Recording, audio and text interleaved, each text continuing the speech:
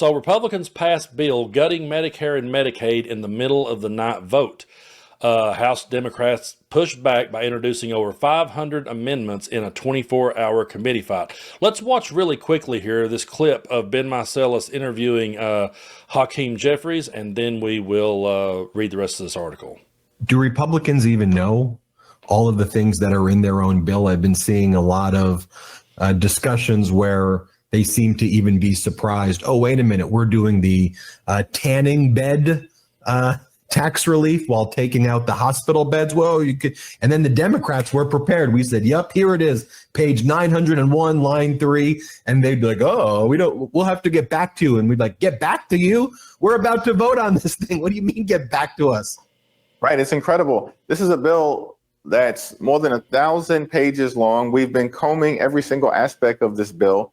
They're trying to jam it down the throats of the American people in the dead of night. But we're not going to let them get away with it. We're going to expose each and every toxic aspect of this bill. As you pointed out, Ben, the notion that they are going to try to benefit those who use tanning beds, but rip away hospital beds from people all across this country, including in rural America, says it all, which is why this bill needs to be defeated.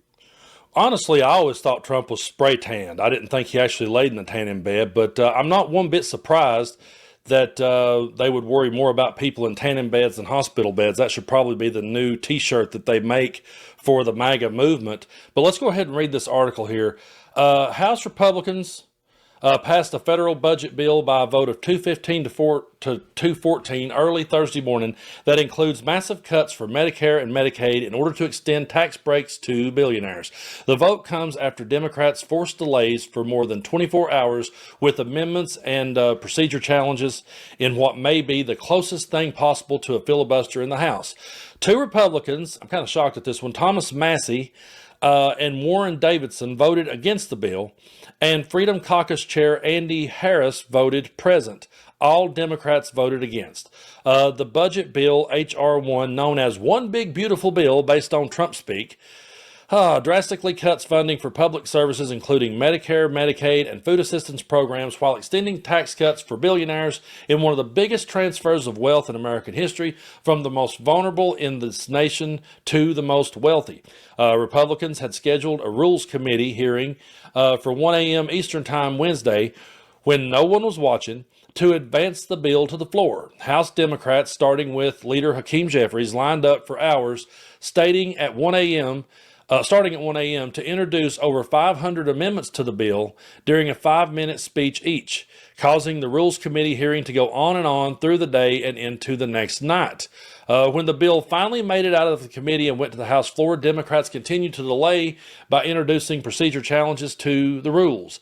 Rules on the bill finally passed the House at 2:30 a.m. Eastern Time Thursday, with the floor debate on the bill finally beginning at 3 a.m. over one full day after Rules Committee gavelled in. So Democrats have given Republicans more than 500 opportunities to protect working class Americans, and Republicans have sided with the billionaires each time, the DNC chair Ken Martin said in a statement.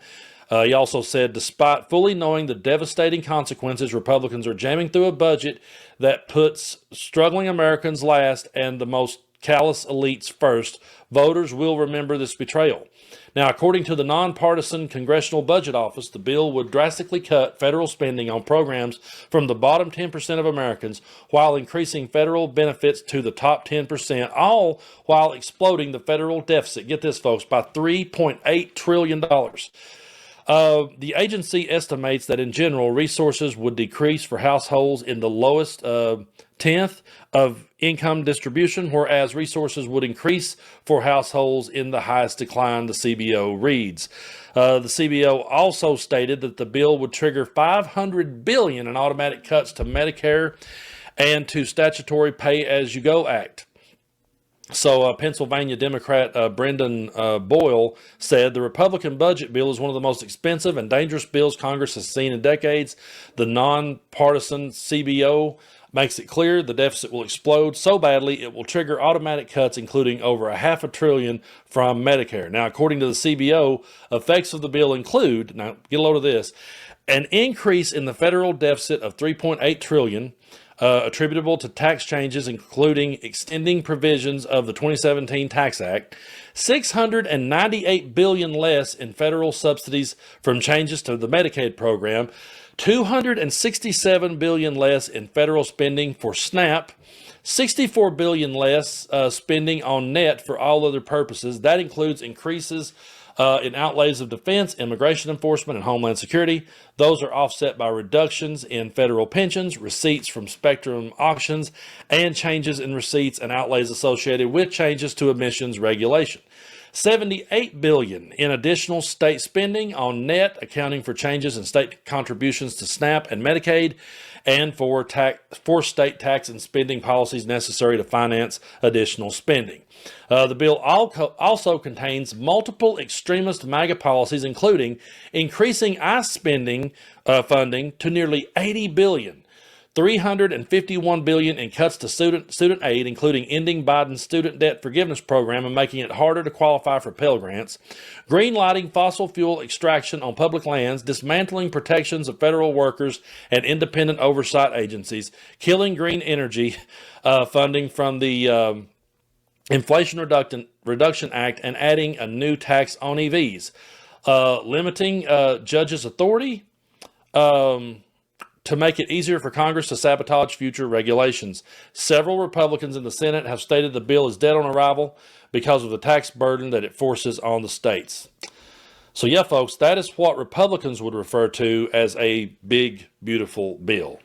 That's them putting the turd between the bread and trying to tell you that it's a peanut butter sandwich. That's exactly what this is. And to all the Republicans who are now suddenly, in favor of gutting Medicaid and Medicare, do y'all remember when Joe Biden pointed this out to them and they heckled him and said, no, we're not out to do that? Do y'all remember this? All of you at home should know what those plans are.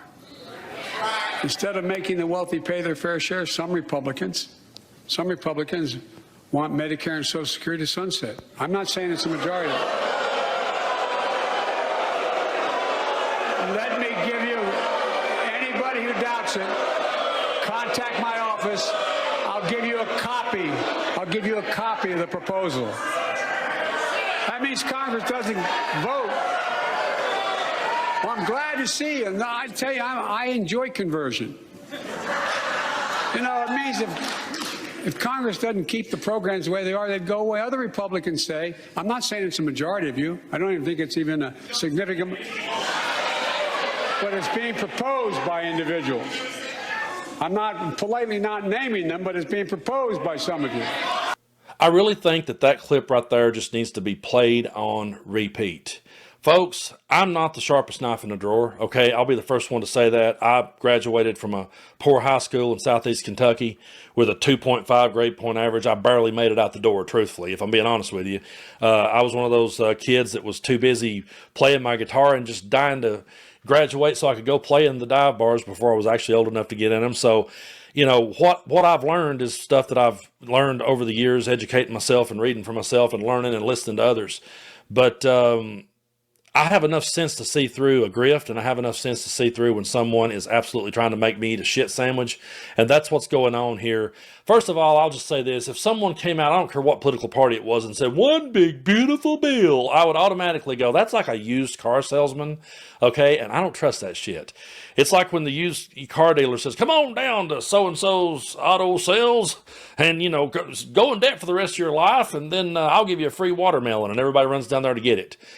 It's such an insult, and it's just a way for Trump and his cronies to get richer, and the people that voted for him and waiting for the cheaper eggs to just struggle harder. So we'll keep following this story, and I know sometimes, I've been trying to read through the bill. For people like us, it can be confusing, and when they're that long, you can easily get bored and tap out after a while. But they're absolutely going for our throats. And they're doing it to line their pockets and make themselves richer.